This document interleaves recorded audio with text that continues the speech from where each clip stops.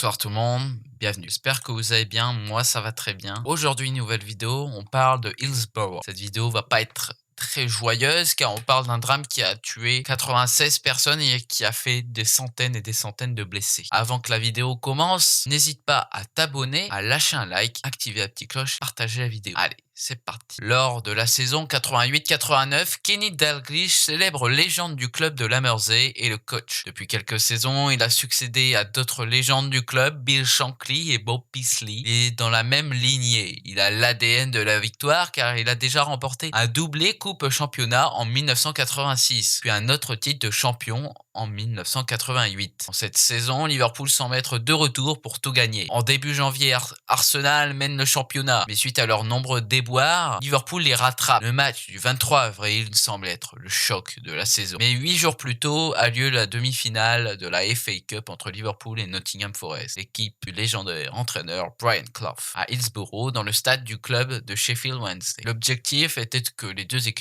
jouent dans un terrain neutre. Chapitre 1, le 15 avril 1989. 15 avril 1989, les deux équipes rentrent sur le terrain, un grand match s'annonce, les gradins sont pleins. Bien qu'il s'agisse d'un club beaucoup plus grand, les supporters de Liverpool se sont vus attribuer la plus petite extrémité du stade, afin que leur itinéraire ne les mette pas en contact avec les fans de Forest, arrivant du sud. Lors de ce match, beaucoup de supporters mettent du temps à prendre leur place, à cause des 23 tourniquets qu'il fallait passer. Les supporters accélèrent le pas pour rejoindre leur place qu'ils ont achetée, mais plus de places ont été achetées que la capacité maximum du stade. Une situation prenant donc au dépourvu le staff du stade, mais aussi les couloirs d'entrée trop étroits. La pression commence à monter. L'entrée des supporters devient ingérable à tel point qu'aucun comptage des places ne peut être effectué. À 15 h, coup d'envoi de cette demi-finale qui ne durera seulement que 6 minutes car la situation est trop intense. Dans les gradins, alors la police sur place décide d'ouvrir une porte pour laisser la foule se disperser. La pression augmente, des personnes commencent à étouffer, d'autres sont écrasées sur les grilles du stade. De nombreux supporters arrivent tout de même à atteindre le terrain pour commencer à respirer. Les jours suivants, on file des couverts de fleurs en l'hommage aux victimes. Bilan de cette tragédie, 766 blessés et de nombreux cas d'asphyxie, mais aussi un nombre de décès important avec 96 personnes ont perdu la vie sur le coup. La moyenne d'âge dans ce stade en ce jour était dans la vingtaine. Dans les personnes décèdent le 15 avril, on peut retrouver des jeunes mineurs comme John Paul Guley, le cousin du futur capitaine Fantastic, une légende qui va porter le numéro 8, j'ai nommé Steven Gerrard. Chapitre 2, fausses explications. De 89 à 2012, un flot d'infox a été partagé par le gouvernement de Margaret Thatcher, qui était déjà pas très aimé à Liverpool à cause de sa politique contre la classe ouvrière, mais également par les médias anglais. Les médias anglais ont mis en avant le fait que la police maîtrisait bel et bien la situation et que les responsables de cette tragédie étaient supporters de Liverpool. Mais Bruce Gobler, gardien à l'époque de Liverpool, a fait une interview. Il y avait des gens avec le visage collé au grillage qui me disaient « Bruce, aide-nous, on n'arrive pas à respirer ». J'ai demandé à une femme policière d'ouvrir les grilles. Elle m'a répondu « On attend l'autorisation de notre chef ». La police mal informée, mal coordonnée, n'ouvrira les grilles que bien trop tard. La police a également mis en avant les supporters étaient ivres. La police a communiqué un maximum sur l'état d'ébriété avancé des supporters de Liverpool, notamment dans tous les premiers éléments envoyés à la première ministre de l'époque Margaret Thatcher après la catastrophe. D'après le Daily Mirror, la police a même effectué des tests d'alcoolémie sur les cadavres, enfants compris. Sans rien trouver de significatif, il n'empêche, le rapport final affirme que plus d'une centaine de rapports de police sur les décès ont été trafiqués pour montrer l'état d'ébriété des supporters de Liverpool. Encore un autre, les supporters sont responsables. 4 jours après la tragédie, le tabloïd The Sun publie en une la vérité sur Hillsborough, avec à l'intérieur des titres comme « On fait les poches aux cadavres »,« Des supporters de Liverpool ont uriné sur les policiers », d'autres journaux y font écho. Un tissu de mensonges a été propagé par la police, dénonce un rapport. Mais il y a aussi eu une campagne Don't Buy the Sun à Liverpool pour que les habitants de cette ville n'achètent plus de Sun qui dit des bêtises. Chapitre 3, la vérité.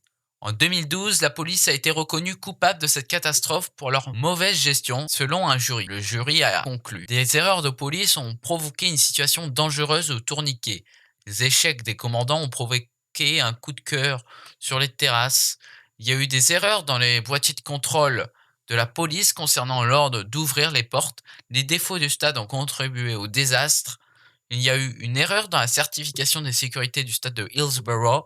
La police a retardé la déclaration d'un incident majeur. L'intervention d'urgence, y compris le service d'ambulance, a également été retardée. Suite à ça, David Cameron, le ministre à l'époque, s'est excusé. Au nom du gouvernement, du pays tout entier, je veux dire que je suis profondément désolé de cette double injustice qui est restée en l'état pendant si longtemps.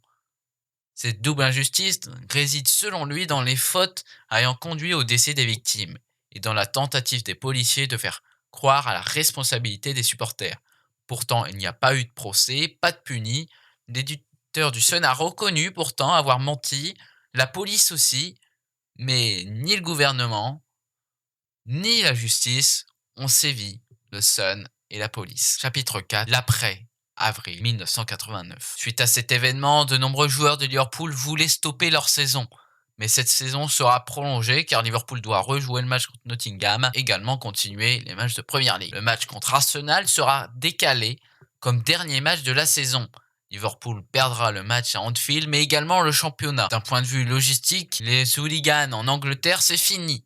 Car le prix des billets augmente suite à cette tragédie. Cette politique a été menée par Margaret Thatcher. Donc la classe ouvrière sont maintenant obligés de regarder les matchs au pub pour ceux qui n'ont pas assez d'argent pour aller acheter un ticket de stade. Les stades sont également modifiés. Fini les grilles dans les stades pour séparer en partie le stade. La grande modification du côté de Liverpool, c'est la présence des deux flambeaux sur le logo. Nous nous quittons sur You Never Walk Alone, cette chanson qui a pris encore plus de sens avec cette tragédie, même si elle est devenue l'hymne de Liverpool en 1963 grâce au chanteur Jerry Marsden, leader du groupe de Jerry and the Pacemakers, qui avait repris cette chanson d'un autre groupe américain. Et d'ailleurs, Jerry Marsden est décédé il n'y a pas si longtemps que ça, donc posant. Merci de m'avoir suivi pour cette vidéo qui est importante pour moi car je suis supporter de Liverpool et ça fait partie de l'histoire de Liverpool. Donc n'hésitez pas à vous abonner, à lâcher un like, à partager, à commenter, donner votre avis